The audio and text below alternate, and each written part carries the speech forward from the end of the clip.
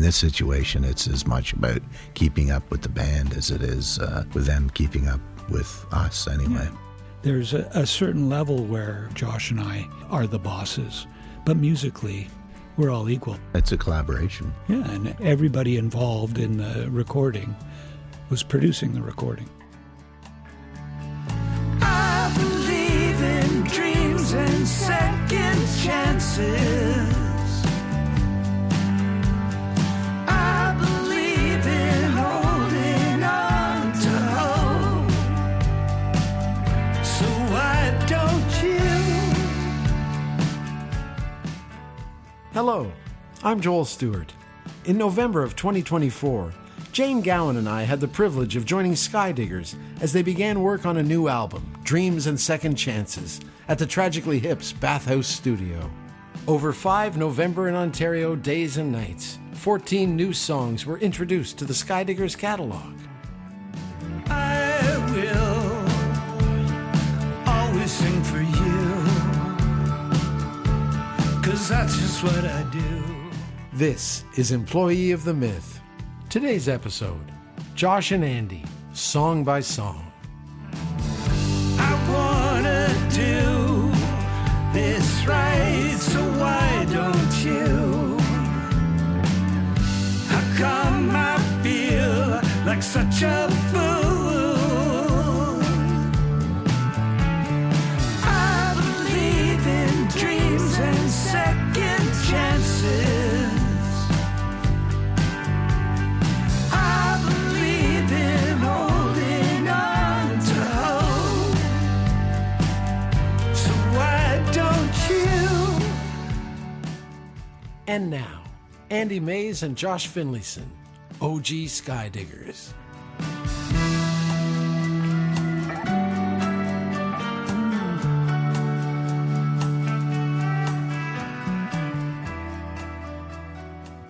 Well, here we are. Last episode of season 4. Yes, Should we do a roll call? Hello. that's Andy. It's Andy. Andy Mays. This is Josh. Hi, Josh. Hello. Josh Finlayson. Josh Finlayson. Yeah, Yes, that the would be accent me. on the A. I learned that listening to Strombo read that hip audiobook. Well, he would know. Yes. Joel's here. Joel Stewart. Yeah. I'm Jane. Jane Gowan. Nice to see you all. Music buddy. And Tim Vesley's over there. Hi, Tim. Hey, Tim. Thanks for being here. Like that Peaches and Herbs song, Reunited. That's it. Not the most current reference, I grant you. But it's always in my head. Thank you. Dreams and Second Chances. Congratulations. Beautiful album. Beautiful album. Thank you. Thank you very much. How did it come to be? There was a break in the tour. What is kind of the story, the environment? We had a few days off rather than come back to Toronto and back and forth. What was the thinking? How did this happen? Yeah, I think it was Toronto traffic that was the inspiration for not returning from a Sunday night show in Picton. And then we had the following Saturday night, we had a show in Ottawa. So we thought, well, what's in the Picton area that we could spend some time hanging out doing? And the Hips studio, the Bathhouse, is very close by. So we booked five days of recording at the Bathhouse. With the intention of what? Exactly. Just recording. I mean, it's actually something over the course of our playing career that we often did. We would book studio time if we had a chunk of time off somewhere and just document stuff, which of course was different then because we were, touring all the time. But this was more, I guess, a bit more of an imposed deadline, come up with some material. And because we made this decision, I think it was like September, and we it went was into about the 6 weeks studio. So we had, maybe we had a couple of tunes together, and but a deadline, as everyone knows, is a good thing. Yeah. So that was how it came about. Did you think it would end up being an album? I don't think that was... It's not even the intention. It's best not to even think that way when you go into that scenario, Yeah. I think. You're just documenting stuff, and you're always demoing, right? It's always a demo until it's not. I think if we'd come out with 4 or 5 things, we would have been quite happy. But you came out with 14. 14. Amazing. Yeah. But you knew you were going somewhere that you'd been before, that you loved, that you had a connection to, that being the bathhouse. And working with Niles Spencer, which we've done, and he's very present, and he helped really set the tone, I think, for the week. And the band's been on a heater, I think, the last year or so. These people that we're lucky enough to play with have always been good, but there's been something in the last year or so where things we've just been on a roll. So the timing of going into the studio with everybody, I think it was just one of those serendipitous moments. I think it was the right people in the right room at the right time. I think I heard a wise man I've say read that once. somewhere. Yes. Yeah. What was the first song you laid down? The one where when the week started, it's like, oh, let's drop this one down. This one's in a good spot. The only song we'd played live. And the only song I think we really rehearsed. Yeah. Which we didn't really rehearse. We just, almost intentionally, I think. Which was Snowblind, yeah. Right. Ah, right. So, and I think it may be the first take even. I think it's pretty much the first take. We probably went back and tried it a couple more times and then circled back to the original take. Because Niles sort of immediately clocked that one as, what did he say it, as a real slacker vibe to it. What does that mean? I don't know, but it sounded good. When you're going into a situation like this, do you think much about, what is our sound? What is Skydiggers' sound? Does that concern you, or do you just go in with your song ideas and take it from there? Because there seems to be so much trust within the band now. Yeah, I think in this situation, we were looking to capture the sound of the band. So it was set up where we would play everything live and try to capture that vibe. And I think that was what was so successful about the week. The record has this halo around it, like real vibes. It's a record, this makes it sound inaccessible, which it's not, but it's a record you kind of listen to. Some of your songs, Josh, are kind of like mantra-esque as they unfold. And then Andy's got, speaking of being on a heater, I think melodically, you're on a real heater with that. Michael brought it up in his interview too, but I think he was just trying to curry favor with you, but I agree with him. Got to keep the bosses happy. Yeah, very interesting. But I think that the place you were, and just the fact that the lake is there and there's nothing around, I can hear it on this record. I think there's just lovely uses of space. Nice. The other thing that I would say is just the opportunity to empower everyone to be themselves and to be invested in this, what ended up being sort of a unique moment. And that was, I think that lended a lot to what the end result was. And, Jesse Bell Smith has described your relationship, the band relationship, as kind of a family. And so there you are at the bathhouse for 5 days. Most of you are staying there. Some of you are staying off site. Campers. It's a close situation that you're in, working together all day and every night. Do you have secrets to maintaining harmonic relationships, or is the band just in a state now where you just don't have to worry about that? Camping, I guess. Yeah, that would be. I'll be in the woods. Have a good night. I'll be on the houseboat on Lake Ontario. I mean, it's 5 days. I mean, that's the other thing, just because we've recorded a lot there. I've done a lot of recording up there over the years. Yeah. I think that's sort of a really good window for the bathhouse. At some point you get to that, the diminishing returns place where, you're not getting any better. It's, like it's take 205 isn't, like you've kind of lost the plot at that point. So I think it keeps it focused. And everyone's so quick, like if something's working, it's clear very quickly that it's working. And if it's not, you try something else or you move on. And I don't even know that we really, somehow everything pretty much worked. We didn't dwell on anything. No. But that takes a lot of trust between all of you, doesn't it? I guess maybe that is what it is. It is trust to a certain degree, but I think it's also just experience and being intuitive about it. I think that's a big part of it. You were asking about getting along or harmonious relations. I mean, a big part of being in a band is traveling well together. And so in the studio, it was just an extension. We all get along really well. That's great. So it is like a family in that sense. And Derek was looking after all of the hospitality, and he kind of created a vibe that, it's mealtime and Derek's prepared something special for everybody, or he's doing French toast in the morning or pancakes or whatever it is. And it just kind of sets this nice tone for everything.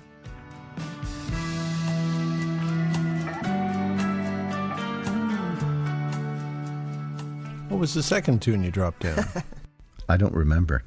Nor do I. It's all a blur. A blur, a haze. There were psychedelics in those pancakes that they were making. Yeah, I don't remember. We just moved quickly through things.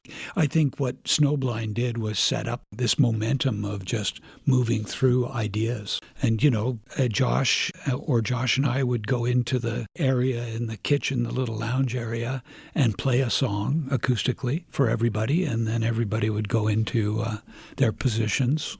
And they'd probably, chart it out. Right, chart it out. For themselves. And then, even arrangements we would do on the fly. But everyone's very fast. And for me, in this situation, it's as much about keeping up with the band as it is with them keeping up with us anyway. Yeah, we're not directing anybody at that point in time. We're presenting songs, but we're not telling anybody what to play or how to play it. Or there's a certain level where, maybe financially booking gigs, etc., where Josh and I are the bosses. But musically, it's horizontal management. We're all equal. And, and it's a collaboration. Yeah, and everybody involved in the recording was producing the recording, including Niles. And even within the band, it was interesting to watch Derek and Noel communicate because, again, they're invested in the process, and they've been empowered to do that. So you just become more aware of the intricacies of that dynamic. They're thinking about it, and they're problem solving as we're in between takes and stuff like that. And then you have Niles, who is really great. I really trust his instincts and his communication. I feel he really knows when you're close to something good, and he will express that. And that's a good thing to have in that situation.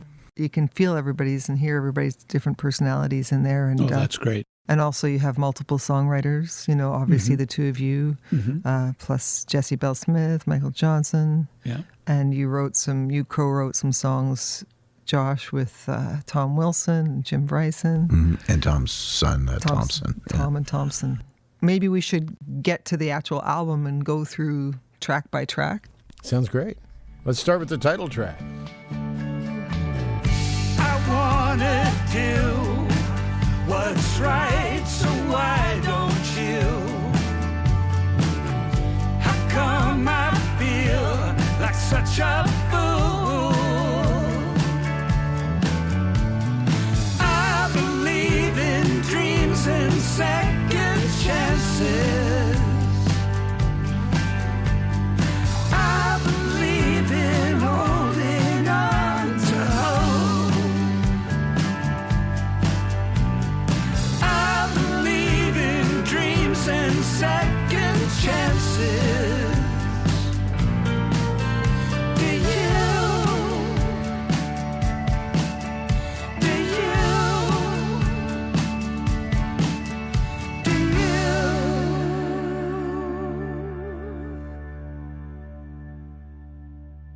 Yeah. Dreams and Second Chances. Track Where did one. that come from? That was a collaboration between Michael and myself. We sent just voice memos back and forth.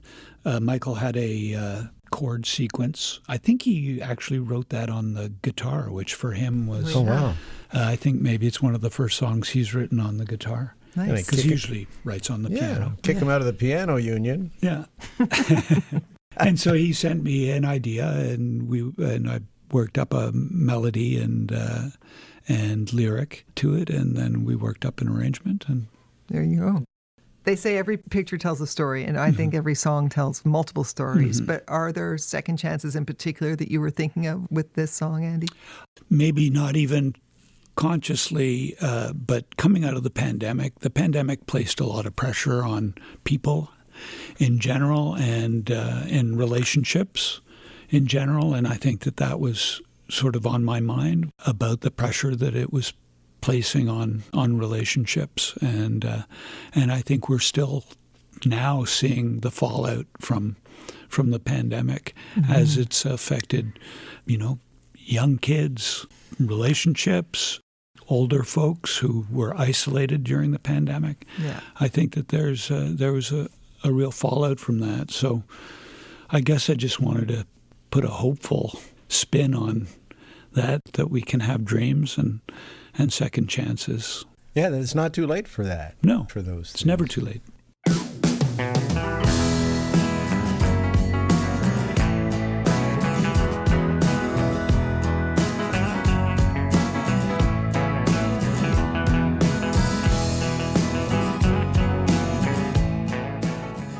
Track 2, Start Again, written by Josh Finlayson.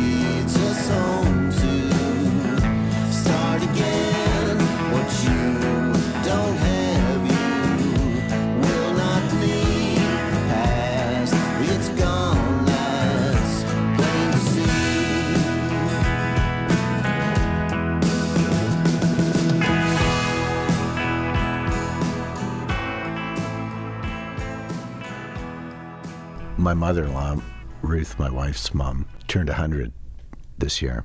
She's had a remarkable life. She was born in East Prussia, which is now part of Russia. Was born and raised on a farm.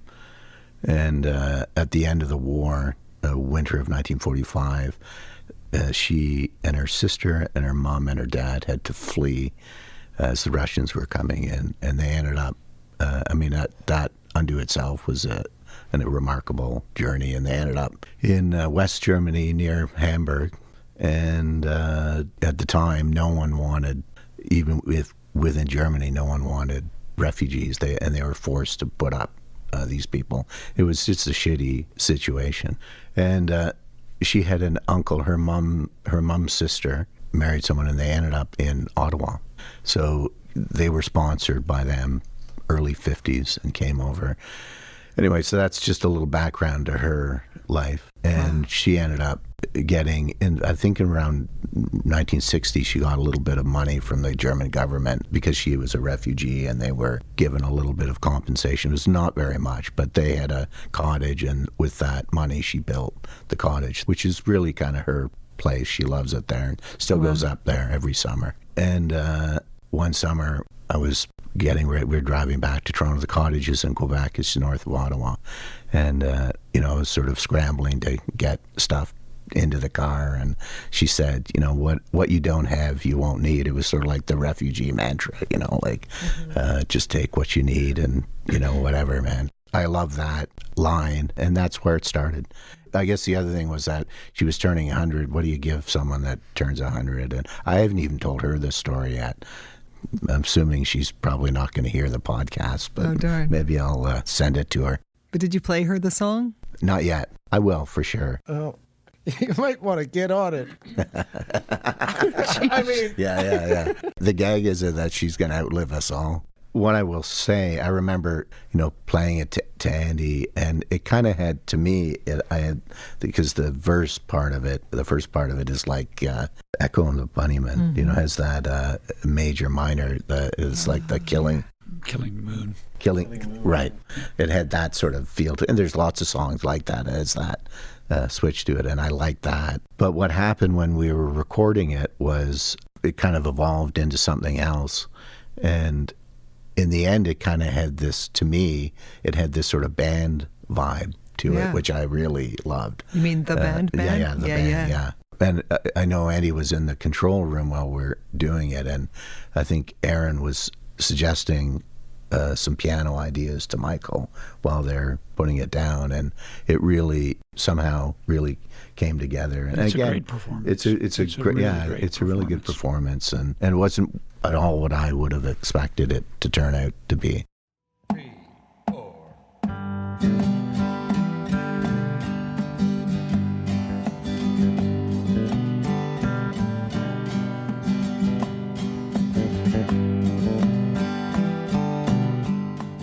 Track 3, Mother's Pocket, written by Jessie Bell Smith. Out along the dusky twilight, waiting on a paint to dry.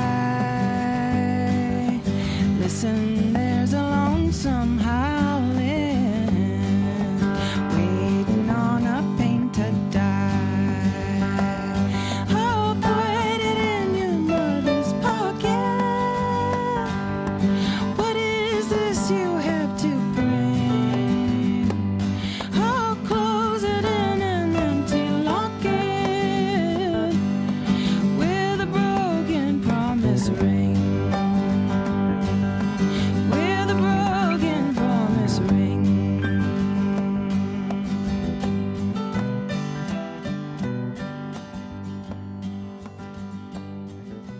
This is her singing on her own, and it seems to me it's like something that Hazel Dickens might have sung, or Iris DeMent, or what is it about Jessie's voice and her presence that you love and love having in the band?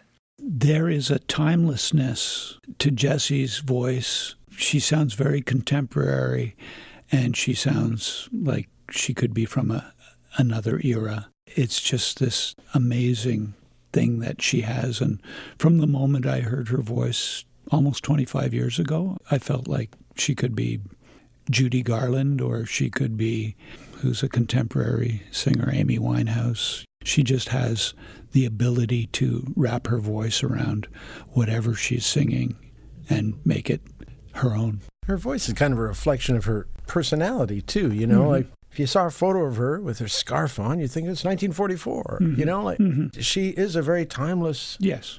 kind of human Person, being. It makes yeah. kind of interesting sense. And out of time as well, in contemporary terms. She doesn't always live in the modern world, if you know what I mean.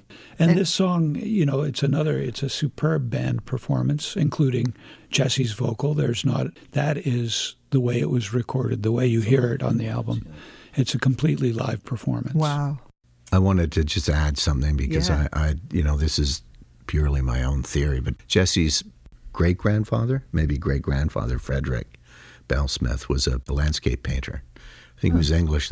He moved here to Canada at some point, and I think he was hired by CP or CN. He did a lot of landscape stuff, and was a recognized and pretty well-known artist. And I always think that she's channeling his, artistic muse somehow. I think she's got all the stuff that you were just saying, the timelessness and all of that. I think she's tapped and dialed into that as well. She's a very artistic, sensitive soul, but just also very open, which is an amazing thing to be around. Mm-hmm. Well, I think Skydiggers is a group of pretty timeless, maybe old soul type people too. Yeah. And certainly early on when we were asked about, our music, and, to me, having a timeless quality to it was always important because it didn't necessarily stick out in one era or the other. So the songs and ideally the recordings themselves would be timeless. So if there was any goal, that was a goal. It continues to be.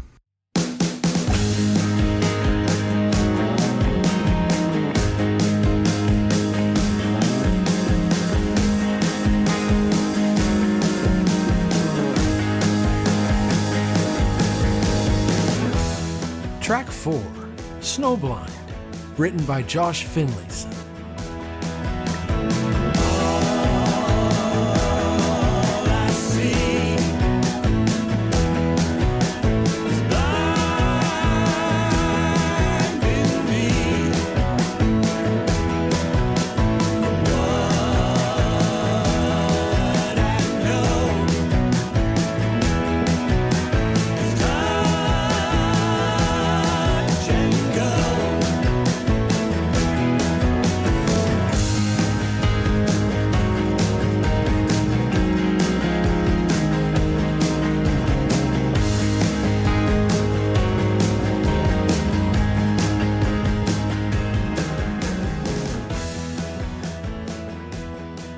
First song recorded.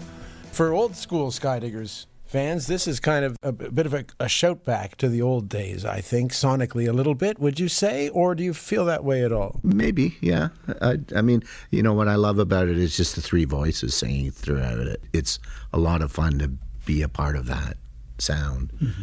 And it just has an energy to it. So I guess, you know, similar to the first few records, there was an energy from performing all the time and performing in bars and rooms where you needed to match the energy that you were receiving back, you know, and it was just an idea that I had musically that I had had for a while, and didn't really have a lot of lyrics. I had a lot of ideas, but then when we knew we were going to make a record, I just said, okay, well, just commit to something.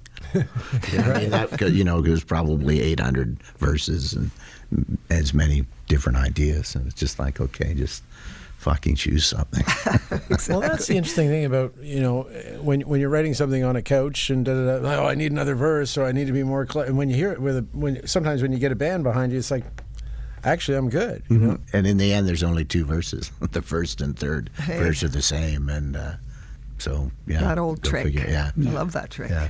Total beauty to that. Now, you said it's the image of driving in winter through whiteout conditions. And it really has that feeling. I mean, you know, Derek's driving bass, and as you say, that band feel, you can feel that in your car, you know, if you're Canadian and you've done this, that white knuckling, and all you're seeing is snow coming at you, right? Mm-hmm. But do you guys have stories of your scariest winter driving experience? Yeah, I mean, for sure. We've, even just over the years of touring, you certainly see some weather. The biggest one was that night at the Neat Cafe. Yeah. Where between when we arrived and when we left, it snowed about a foot. Yeah.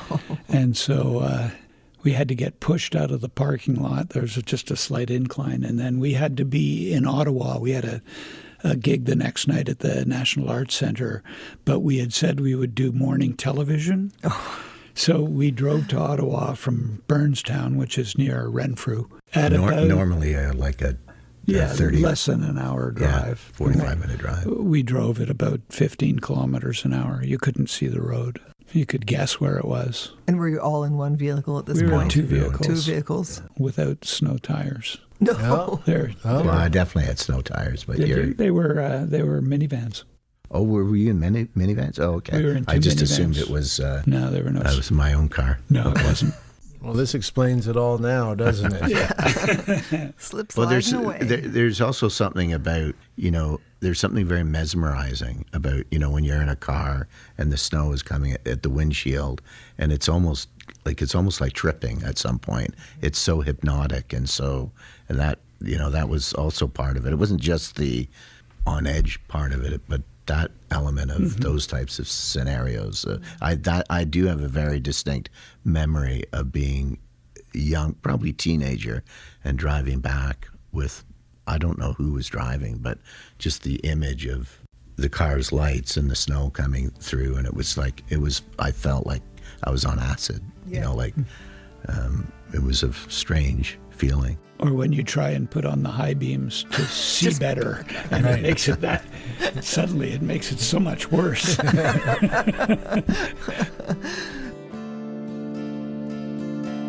August lasers down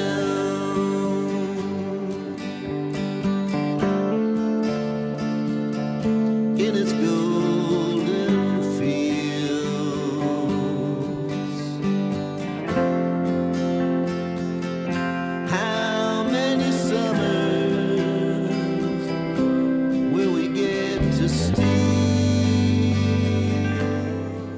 Track 5, Chase the Sun, written by Josh Finlayson, Tom Wilson, and Thompson Wilson. Try to get ahead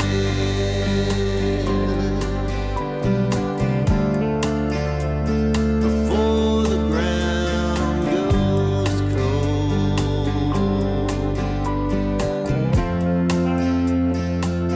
and covers us with snow with its icy hole.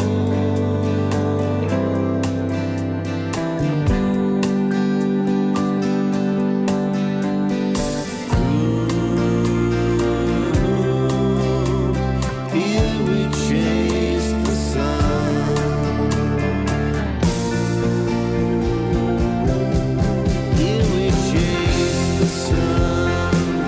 Here we chase the sun.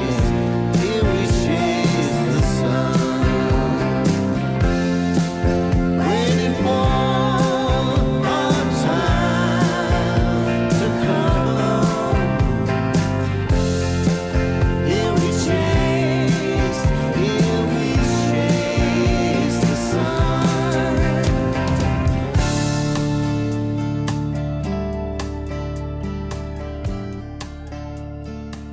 My wife and I were in London, England in 2022 for about a week or 10 days. And we were in Covent Garden, and I overheard a woman who was, I don't know where she was from, but definitely somewhere in Southeast Asia. And what she said, eavesdropping on their conversation, she said, at home, we avoid the sun, but here we chase the sun, in England, because it's so rarely around. And I just thought that's cool. Anyway, I wrote it down, and then, over the years, we've known Tom Wilson for many years, and he did a bunch of records with Mike Timmons, the Lee Harvey Osmond records that he did, and we wrote a bunch of songs for those records. He's another songwriter and artist that he's so open, and I really enjoy his energy. So I just, whenever it's possible, would get together with him. And it had been a while, but he's been working and performing a lot with his son Thompson now. And I just came down with that title. And I think Thompson had a musical idea, and we just wrote that song. At the time, the reference point was sort of a Pink Floyd-y vibe. This is one of those tunes that I think fills the thesis of the Dreams and Second Chances vibe, right? It's just that song about things are going to be okay. We just got to look for them. We got to keep seeking them out, which is just interesting, and I just love the sentiment of it. Sorry, I was away from the microphone there, Jane. That's all right. This podcast is recorded and mixed by Jane Gowan. Well, Tim Vesley is recording. Recorded by Tim Vesley. But very angry, saving me a text message like, you went away from the microphone. I'm prone to always be sending you angry text messages. Very much so. That's on my burner phone. Anyhow, it's a great song. Thank you. I like the nature images too, like throughout it. I just like that. Tom has a really cool feel for that kind of stuff. Like Deep Water is another, 31 Mile Lake is another tune that we wrote together, and he kind of has a perspective or a lyrical feel that I think is cool. Track 6, Light on the Water, by Jessie Bell Smith. Under the moon, light on the water, under the moon, light on the water. Beautiful, just voices, a cappella. Is it you, Andy, and Jesse singing this one together? No, it's all Jesse. Seriously? We just lifted the what Jesse sang on the outro of the next song, I Love You Too, Maybe. And we liked so much what she was doing in the track that we lifted it out of the track and made it a separate idea. And it's still in the next track, but it was so interesting and beautiful that we thought it should be heard on its own. it's just a beautiful idea that Jesse had that we wanted to feature, and it acts as a nice lead-in to the next song. Which I think was the initial idea, was to use it as almost like an intro to so it would drop into the song. But it really, once Niles, pulled it out and we were listening to it, was like, wow, this is so cool. Like it's so intricate and so... And it was from the evening of November 18th. There was I don't know whether there was a full moon, but there was a bright moon, and Andrea and I walked out to the water and didn't even notice Jesse was there as well. And there's the moonlight coming across the water of Lake Ontario, and so that's where that comes from. She came up with that in the moment. Wow. The light on the water. Oh, I love that. What's the opposite of the word requiem? Because this feels like the placement of it on the album. It's just this lovely breath of positivity and da-da-da. And that's what I particularly enjoy. It's one of my favorite moments on the record, actually. Oh, nice. Yeah, I just think it's beautiful. Yeah, it's a palate cleanser, I thought of it as. I mean, I know it's not exactly halfway through, but almost. And Well, that would imply that we have to cleanse the palate after the first 5 songs. Well, you might have had a delicious meal. No, that's true. And that's then true. A delicious meal. Having a palate starter. cleanser to It was a to enjoy. delicious starter. And now it's time for to cleanse the palate That's for it. the main course, Joel Stewart. Oh, there you go. Yeah. This I understand. Either side of the palate cleanser is delicious food. Okay. Yeah. Okay. Sold.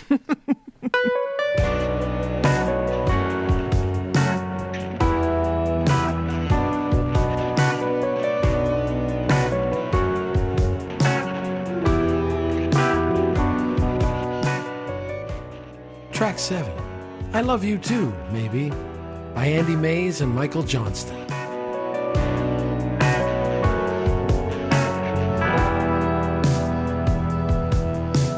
I love you too, maybe. Do you love me too, maybe?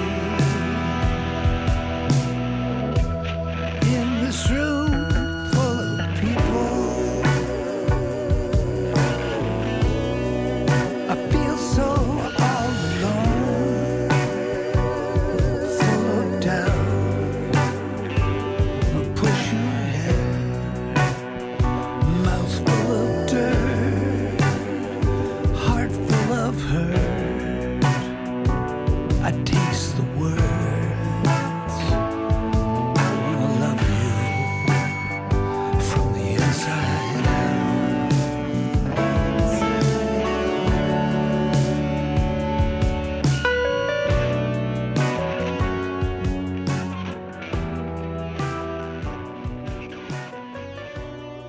Yeah. Now we get into the rock and roll. Andy? Tell me about It this is song. another voice memo that Michael sent me with a musical idea, and then I came up with a melody and lyric over top of Michael's musical idea. And we had to come up with an arrangement. And You've said it's... Do you mind if I quote you while you're sitting across from me? No, please do. You said it's a meditation on grief, the wonder of stars and moonlight, and the never-ending love for one's child. I know you have lost a child, and we all know that music has helped us through so many hard times. And Skydiggers music has helped people through hard times. People, your fans are always saying that. But has your music helped you through some of your harder times, Absolutely. Andy? It's cathartic to be able to sing when happy and when sad. And that is, the opportunity to express oneself in song is cathartic. Yeah, for sure. I find this tune really interesting because of the personal nature of the lyrics and this very childlike melody in a bit of your higher rate, with this distorted guitar going all the way Aaron's through guitar. with this kind of angry articulation of the other side of it, which I just think it's kind of awesome to listen to. I really enjoy it's a it. really, really interesting and cool track. It sort of sticks out for me on the record. Like it's really captured a moment. And I mean, besides Jessie vocals at the end, her harmony vocal is so cool and interesting. The ooze. No, Jessie, there's a wonderful vocal arrangement that she's done throughout the track. And then Aaron's electric guitar, to me, you can't get comfortable. And that's the nature of the song, is you can't really get comfortable. You're on edge, Right. because the fear of something about to happen.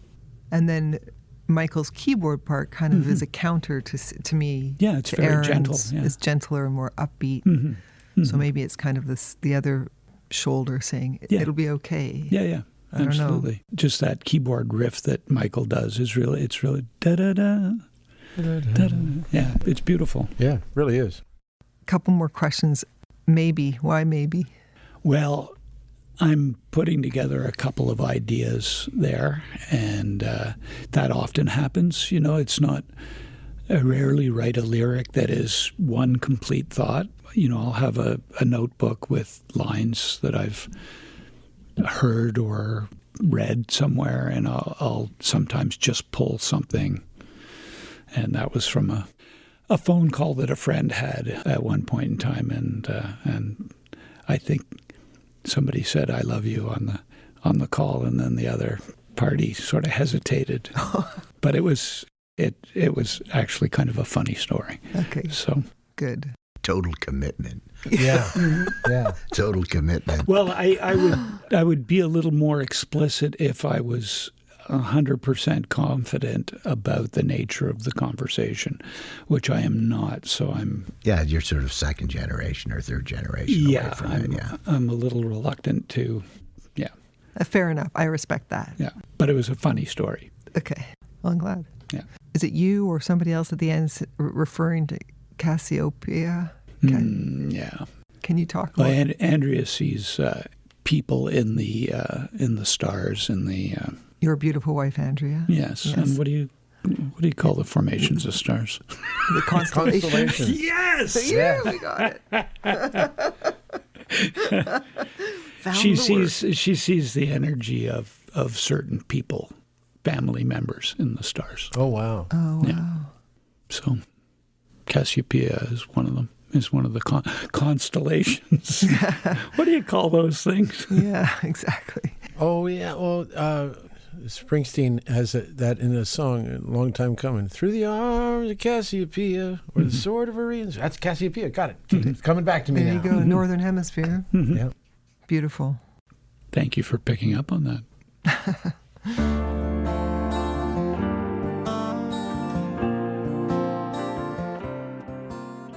Track 8, Don't Change a Good Mind, by Josh Finlayson. Don't change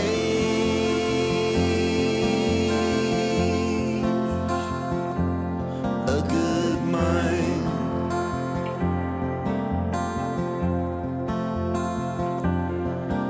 Don't change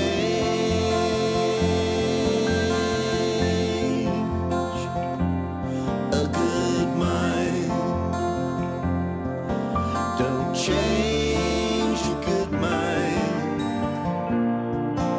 when it's already made.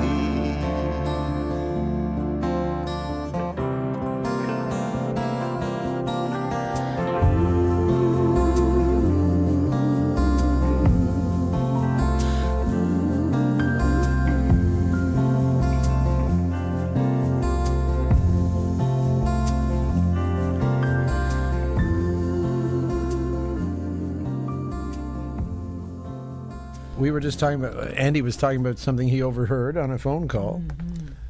This next tune, Don't Change Good Mind. This was overheard by you at Woody Point in 2014. You were there? Yeah, Andy and I were there, and Gord Downey was there. We played at the Woody Point Writers Festival in August of 2014, and it was a very memorable trip. Gord was there with his family, his wife and kids, 4 kids at the time. It was probably 5, maybe almost a week we were there, right? 5 days? Yeah, it was brilliant. It was a great festival. Yeah. I overheard that expression, and it just sort of stuck with me because it was like be decisive, like don't fucking flip-flop all the time. And it resonated with me. But that song, I guess maybe it was more like a year and a half ago I started it. And I have a guitar that's always tuned down a full tone. I just like the sound of it. And I wrote it on that, and yeah, and again, it was sort of a cool band track. Derek Brady heard it very much like a Gordon Lightfoot song, and was kind of channeling Lightfoot's bass player, Rick Haynes. Mm-hmm. And it kind of has a bit of a Lanois production vibe to me as well. The kick drum is pretty upfront, and the bass is pretty upfront. So, and again, 3 voices through most of it. I love that sound. Which of these tunes are you most likely to introduce into the live shows when the time comes? Because, quite often there are some things you have to play and some eras you have to represent every night, and then you may have 4 or 5, 6 slots open. Yeah. Good question. We're just talking about that. We're just talking about that. You can make whatever plans you want to make, but typically those decisions reveal themselves. Mm-hmm.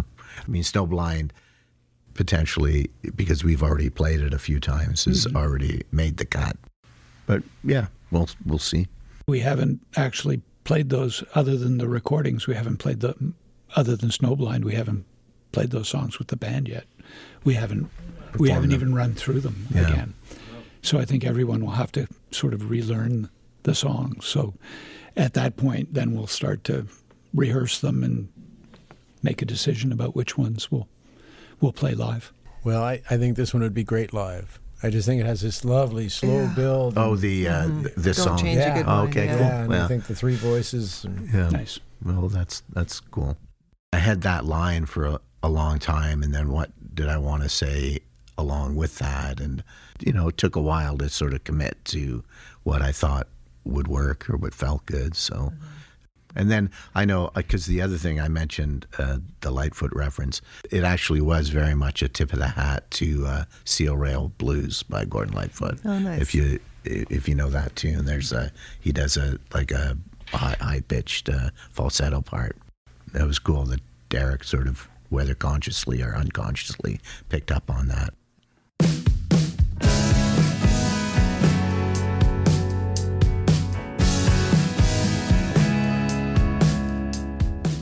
Track 9, We Just Carry On, by Josh Finlayson and Andy Maize. With all the things that you could be, were you ever really free from the need to find your truth and the sting memories? How are we to know? Time will let you go. All the hurt is gone, and we just carry on. All the things that you could be, with all the things that you could be. Chase the northern sky, stop and rest a while. The moon is full and bright, let darkness chase the light. A bird, I see you. At first, I thought it was French. Oui. Just carry on. As you were. Yes. We recorded a song on Hide Your Light, Bide Your Time that had the Chase the Northern, the verse that Andy said. So that came from another song that we recorded last time and last record. This is a bit of an odd song because I don't know what a chorus or a verse is in it. It's a bit of a Frankenstein tune. Anyway, Andy's verse part or chorus part, whatever you want to call it, it was kind of referencing Paul McLeod and Your late bandmate. yeah, yeah, And friend. yeah. what we recorded out west was a totally different idea. So I just thought, using Andy's lyric, I thought it would be cool to build something around the idea of Paul. So the other parts were lyrically more had the spirit of that in mind. And it has this really sort of poppy, and I know that's the other thing. Oh my God! It has. The melody is. It's like walking on sunshine. Only different. Now I remember. Sorry, as well. So my daughter Ellie was a huge Arctic Monkeys fan and saw them a few times, and so I heard their music a lot. And there's one song of theirs that I always loved called Riot Van. And it's very English. It's kind of like in the English in the way that the Jam or the Kinks are. There's other examples, but in that sort of vein. And Paul loved that music, and he really knew it well and could sing it. And so that was also part of it. That sort of thinking about Paul, that melody and that sensibility was part of it for me.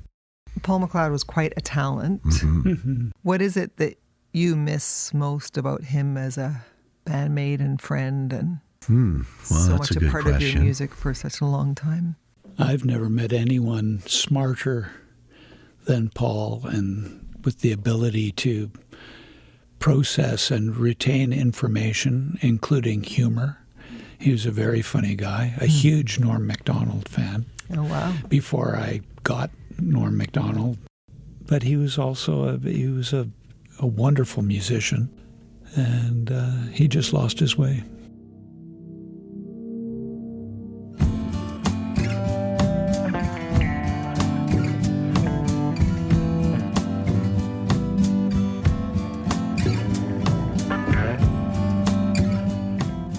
Track 10, Walk with the Stars, written by Josh Finlayson and Jim Bryson. Change is a slow-moving wheel. Change all the terms of the deal.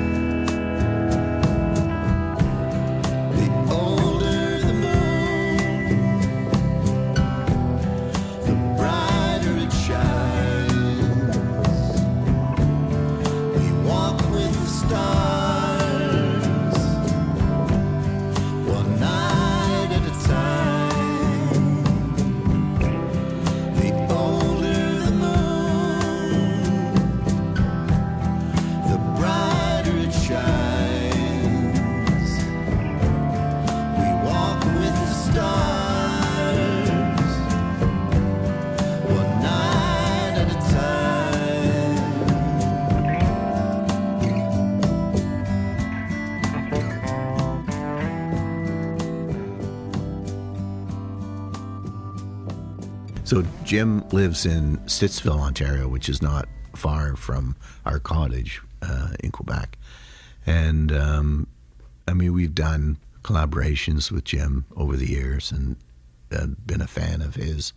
And I started going down to his place once in a while just to hang out with him. And we ended up starting this song and recording it. But it's not that close to the cottage, so it wasn't that easy. Anyway, it was probably about 80% finished, and we had recorded a version of it at his place. And the song, the chorus is, the older the moon, the brighter it shines. Mm-hmm. It's an old Jamaican proverb.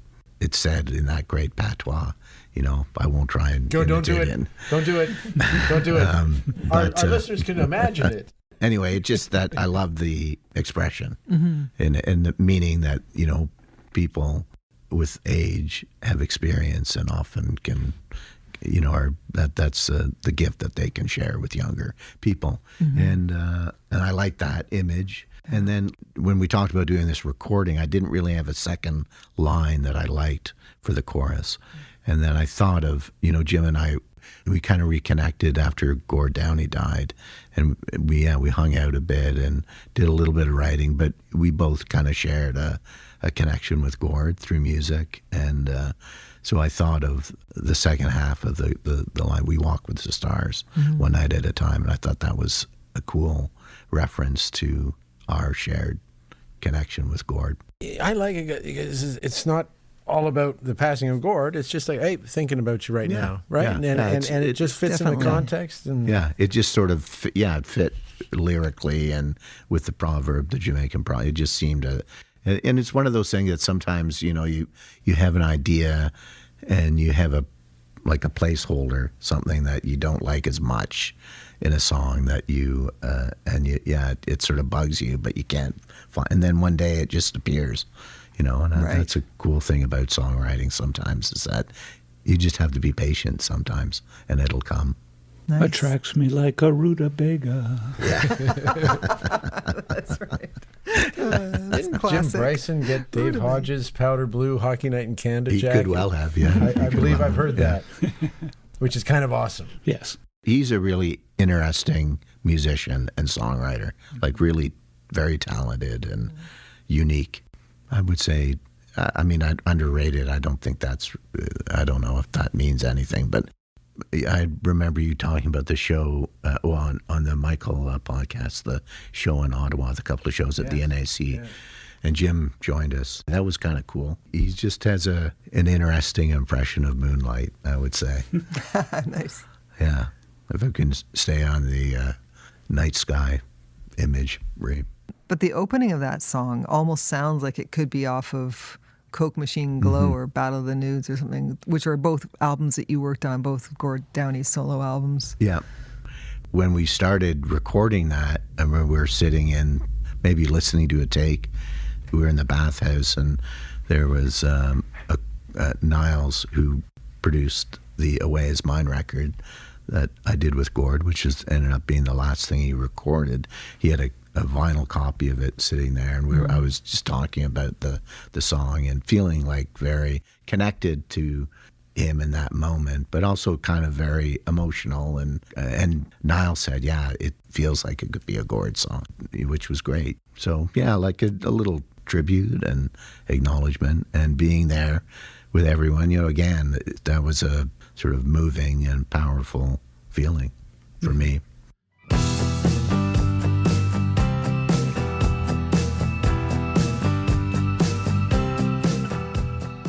Track 11, One Maybe, Two Maybe, by Andy Mays and Michael Johnston.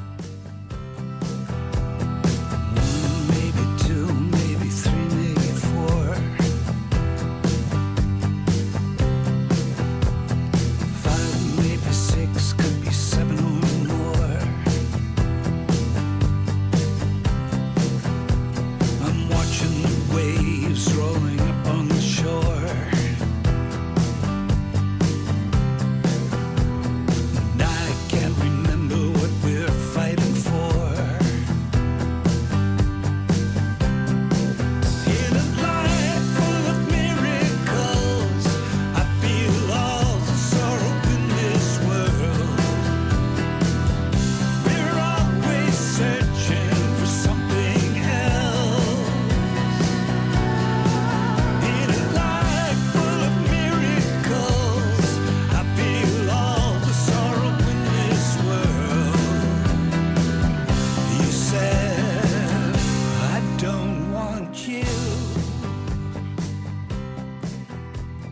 So this song started, I was sitting watching Joseph Biden's inauguration on January 20th, 2021, and this wonderful poet, Amanda Gorman, a very young woman, read this incredible poem called The Hill We Climb. And it was so stirring and such a moving, and I just had the guitar and I was just watching and playing along, and I don't know what 1, maybe 2, maybe 3, maybe 4 has anything to do with anything, but that's just something that I came up with and did a voice memo of that first bit. And so I had that for about 3 or 4 years, and when Michael and I started exchanging voice memos, I sent that to him saying, "That's all I have. Feel free to add to it or whatever." So he came up with the chorus melody or chords. Like I say, it's just the inspiration initially came from Amanda Gorman, but it really doesn't reference her poem but just that energy that she had. And, I can't remember what we're fighting for. I don't know what that means exactly, but sometimes we get into these situations. I think now we know what we're fighting for. Mm-hmm. 4 years later, things are so different that I think we do know what we're fighting for. I don't want to talk about politics, but I think it's important to mention that since the trade war started, I only watch Family Feud Canada. The Patriot. You're here all week. You know what's great is we're going through this track listing, and I'm waiting for the turd in the punch bowl. That's a good sign. Oh, thank you. Every one of these songs is my new favorite song. Wow. That's great. It's a solid little bit of business you got going on here. Oh, good. Because at this point, just before you release a record, you always wonder, what did you do? Of course, yeah. It's like, oh, what is this? Well, let me ask you this. Because you spend so much time with it. Oh, of course. So how do we gauge success on this thing? Because the world has changed so much since the 90s. We hope that this happens. We hope that this happens. We hope that this happens. How are we going to gauge success for this? It's already been successful. Yeah, for sure. Like just the document itself and how that all came together, and that we have a document of this band in this moment is success. Yeah, it's no one can take that away from us, and them, all of us, I think everyone felt that, everyone left that recording session just like, wow, that was cool. That was, you can't repeat that. You can't, and nor should you try. I think everyone was just aware and present and hopefully empowered to be themselves, and that's all part of the document. Does that help assuage your fear, Andy, now that you've had a chance to articulate? It's already successful, so just swing with it, baby. I just, it's like that story of, the Beatles touring in Europe after recording Rubber Soul, and Paul McCartney's freaking out because he thinks the whole album's out of tune. Oh, was that Revolver? Really? Maybe it was Revolver, Rubber Soul, Revolver. They both start with R. And was it out of tune? No. Well, that was McCartney's band before Wings. Yeah. Because you're mastering the record, so you're listening, and you're not really able to sit back and enjoy it because you're focusing too much on it. You can't step back from it, and I think that's always the part that becomes distracting in a way. But it's like that the point where you jump off a 10-meter tower, and just before you hit the water, you feel like you're never going to hit the water. Yeah. Ooh. And so that's always what releasing a record is like. Can I ask a question? Yes, sir. How many Josh 10-meter towers have you jumped off? Several. Oh, really? Okay. Yeah. Wow, Yeah. had no I'm idea. not a strong swimmer, so that's why Josh is asking. Right. Do you jump off while wearing one of those Speedos, those water wings? budgie smugglers. Yes. A banana hammock. This is taking a turn, hasn't it? This is bad. I believe in have dreams and second chance. I have done it before, and a long time ago, Okay. when I was a younger person, and I had to conquer my fears. Okay. No, I jumped off the Elora. There's a Gorge? swimming hole there. Yeah. The quarry. Yeah. I jumped off the side of there. Wow. Survived. I don't like to use the word hero very often, Andy, but in this case, But in my case, yeah. No, I didn't know that story. Well, very good. Before we leave this track 11, I just want to say that chorus is incredible. A catchy chorus like that. How do you do it, Andy? Was it like all your listening to AM radio as a kid, or what was it? I don't know. So I don't know. Good. I mean, that was, the chord sequence came from Michael. right. So I'm just matching his chord sequence. I don't know where the words come from. They just come. And there was a certain theme going on with sadness and sorrow throughout some of the songs, but not wanting to dwell on that, because there's the other side of that coin too, which is happiness and joy, and so you kind of want the full meal, not just the meat or the veg. And the palate cleanser. That's right. And the palate cleansers. Yeah. Yeah. Yeah. Track 12, Quiet Mind, written by Josh Finlayson and Michael Johnston. Looking for a quiet mind. Looking for a quiet mind. Looking for a quiet mind.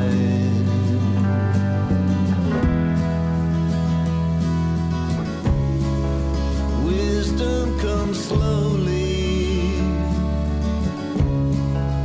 Look for the signs. Valor is fading, one day at a time. One day at a time. Worries I will leave behind. Looking for a quiet mind. Worries I will leave behind. So, Michael reached out. yeah. I know he talked about this when he talked to you guys, but to both Andy and I said, their daughter had gone to university. I think he was going through a very kind of creative and productive time and knew that we were recording and just sent an idea to me. And we got together, and I know for sure he had a lyric idea and a musical idea. And then we just kind of got together. I'd say about 80% of it was done in one go, and then we came back to it. And I guess it was really as much born out of the conversation that we were having, like the idea looking for a quiet mind was in reference to all the noise and all the distractions in the world today, and trying to find a way to give yourself some respite from that stuff. That's sort of where that all came from. I think Michael, in that episode that we just had, he said that he kind of brought it to you as a Traveling Wilburys Right. giddy Right. up and go Giddy up. song. Yeah. And then it you threw in a few different chord changes, and it became now what it is. Mm-hmm. You've been someone who's collaborated with so many different songwriters over your, not just Andy, but others too. You've spent some time in Nashville. It can be tricky to take an idea that someone's brought to you and then kind of go, oh, maybe it could go this way or that way. So do you have any kind of secrets to being a good collaborator that you've learned? I mean, I've learned so much, but in that case, once we started playing it, and I was playing guitar, and we're sitting in the room together, I know one thing that happened in the chorus was there's one chord in the chorus where it goes down to, and I don't know what the move is, in a musical sense, but it really changes the color of the chorus. It's a sound that, as a songwriter, I could point out other examples where that's a thing, and I remember Michael going, "Wow, that's cool," and it's funny. I think the reference I had in my head was more like a Paul Simon tune, and I know he did make the Traveling Wilburys reference, but once we started working on it, it just sort of turned into this other thing, and it was more meditative and For sure. And the verses the chords and the verses are kind of cool too. And I don't really remember how we came up with those, but it all happened. The arrangement was all done, and I think a bulk of the lyrics were done that first session that we got together. It's pretty good. Yeah. It's good, when it's that quick. That's sometimes the great thing about collaborating too, is that it's easier to make decisions sometimes. Yeah. In episode 7 of Employee of the Myth, this podcast, just to encourage people to go back if they haven't listened to some of the previous episodes, you said that the song Employee of the Myth went through some changes before settling it on what it became on the album.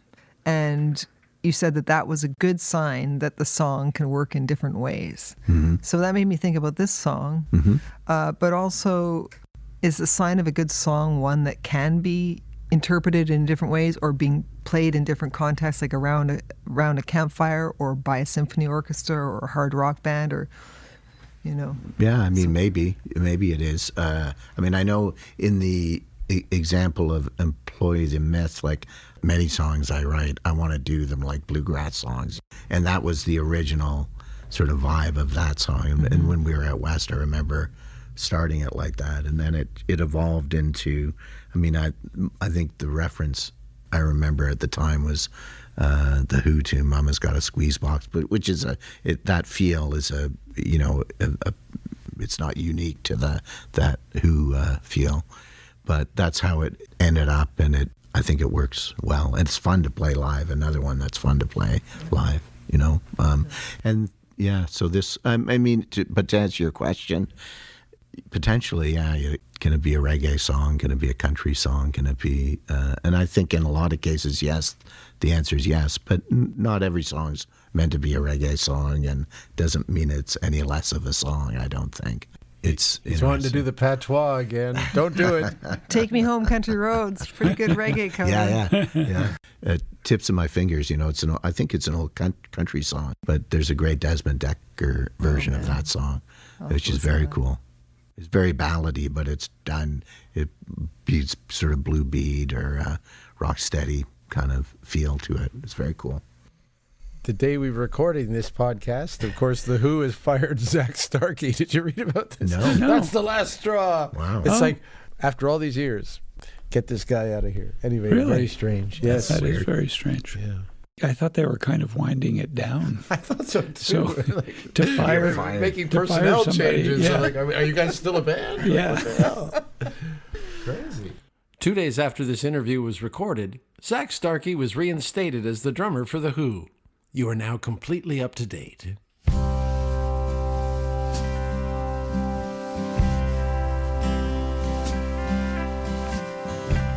Track 13, Broken Year, written by Jesse Bell Smith. It's hard and you know it. What else do I say? You follow me down in that dark part of day. My heart in my hands, my wounds on display. You've shared it enough of my pain for today. It's not your fault that you're stronger than me. It's not your fault that you're right. It's not my fault I can't make us happy. You've shared in enough of my pain for tonight. Oh, baby, shake off the tears. Let the sun come out on your broken year. Oh, baby, my tears are just tears. Let the sun come out on your broken year.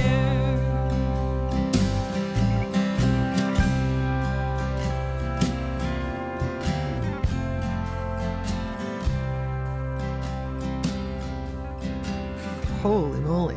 Heartbreak. Yeah, full-on live performance. No Bee Gees, just Jesse singing. Did you talk about putting a Bee Gee on, then decided against it, or? Well, it's just so perfect as it is. You know, Jesse said, if you have anything to add or want to add anything, please do. And it's just like, there's something about a full-on performance, live performance, that just, when it's right, you can try adding something else to it, but why would you? I just love the performance. And Jessie's such a wonderful harmony singer that if she heard something, she would try it.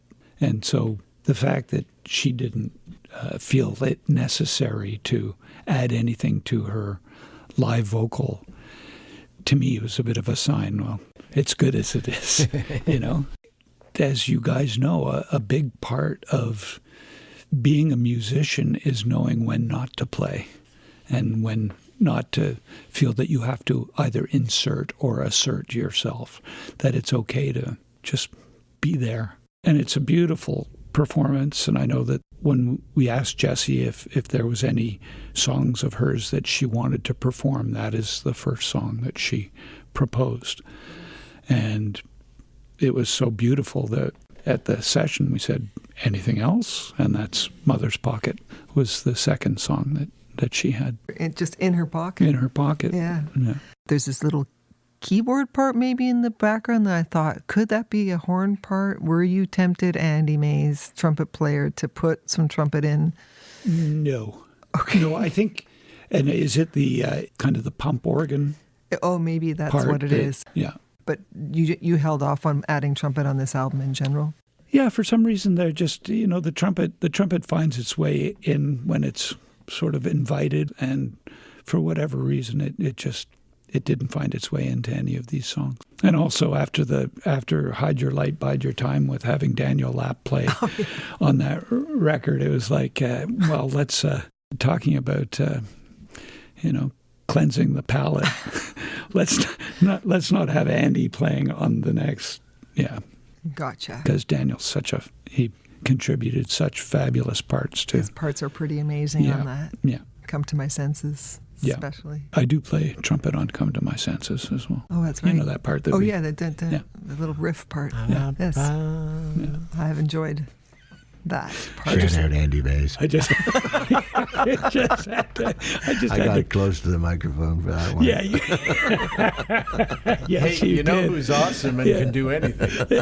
You. That was me. Yeah, that was my idea. Yeah.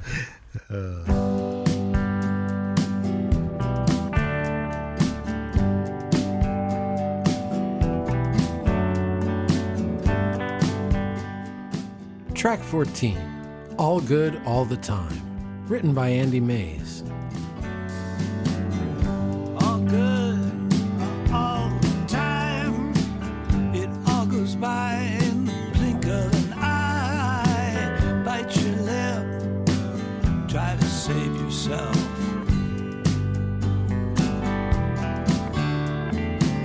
It's so good to be alive.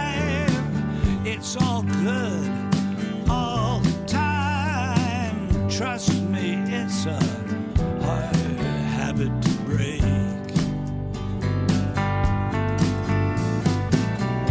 Longing and resignation, signs of the scars we bear. I just need 6 more minutes for a 3-minute song.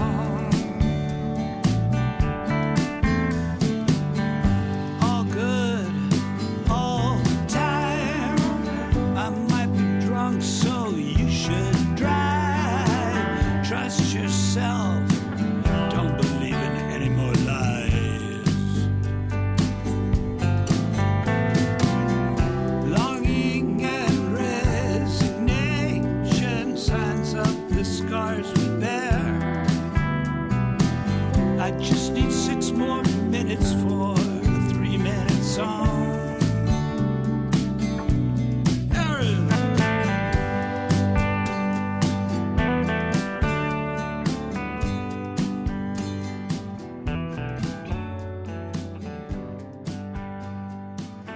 So we go from the sparse arrangement to the kitchen sink to close the record a little bit, right? Mm-hmm. I love this recording because it's kind of like the elements of the live show, like when you guys play Employee of the Myth and you're kind of pointing at who does the solo and maybe saying their name or Slow Burning Fire. But you have shout outs to the band as they're taking their parts. And there's just a lovely, we're left with a feeling of joy at the end of it, right? Nice. We've been through this thing. We've met a few characters on the album. And at the end of the day, we're having a good time, but we're not here to hear me talk about this. How did this song come to be? I was just telling you what I liked about it. I'm buttering you up to get a kind answer in return. Well, it is another completely live take.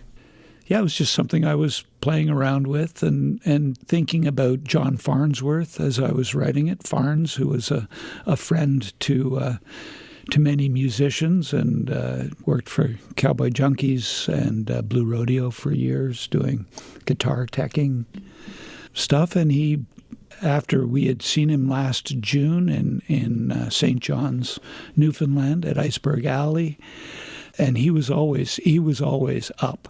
He was the, all good. How you doing, John? How you doing, Farns? All good. And it's always a pleasure to be around people like that. And about 3 weeks, maybe even shorter after we saw him in St. John's, he just dropped dead in Calgary and on the road with Blue Rodeo at the time. And so I just started, that all good all the time. It's, a bit of a slogan, but it's a lovely celebration. It all goes by in the blink of an eye, and it really, it's all simple stuff. And then I'd read an obituary about a famous Portuguese fado, is that how you pronounce it? Fado singer, whose name, of course, I cannot remember. But in the obituary, the writers were talking about fado and, how it expressed sort of longing and resignation were some of the emotions, that it's very emotional music. And so that's also that longing and resignation, signs of the scars we bear. And then I was doing a show with Jeremy Fisher with the Art of Time Ensemble, and I heard him say, I just need 6 more minutes for this 3-minute song. And I thought, I don't know what that means. I like that line. And I was like, okay, once again, it's a bit of a stew. Just toss the ingredients in and see if you can come up with something that makes a little bit of sense. It's Friday night, let's ring that bell. We've got songs to sing and merch to sell. Trust yourself, 'cause no one else will.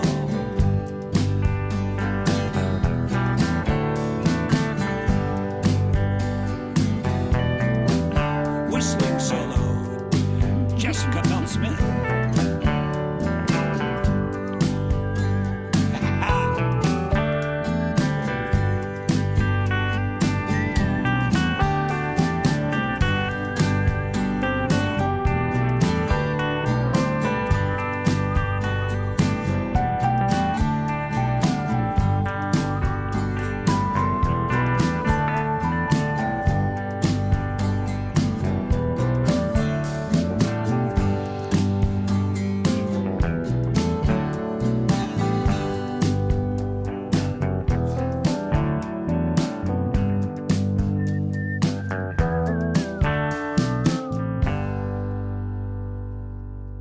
So what are we excited about?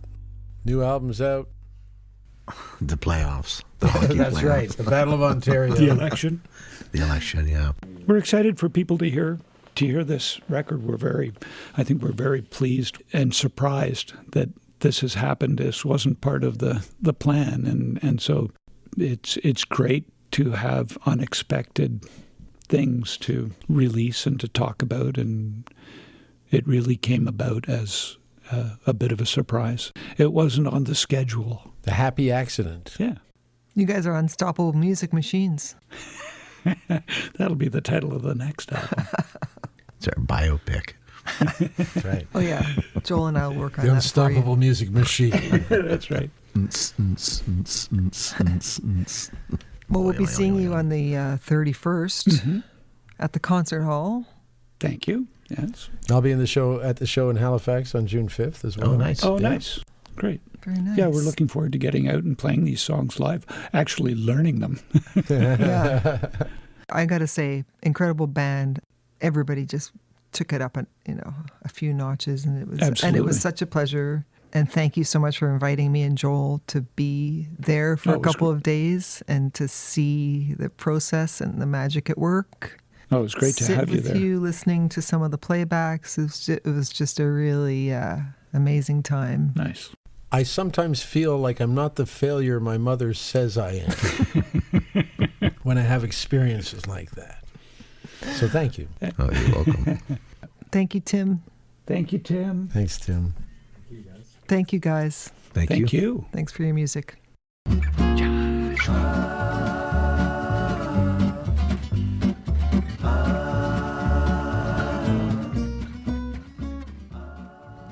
Thanks to Andy Maize and Josh Finlayson. Today's show was recorded by Tim Vesley at the Woodshed Studios in Toronto. The podcast is hosted and mixed by Jane Gowan. If you enjoyed this conversation, please rate, review, share, subscribe, and play it loud. For all your news and dates, please visit skydiggers.com. I'm Joel Stewart. Thanks for listening. Don't look to me for the answer. I don't know nothing anymore. I'll do my best in the meantime and wonder what it's been for. Je t'aime toujours, mon amour. Je t'aime toujours, mon amour.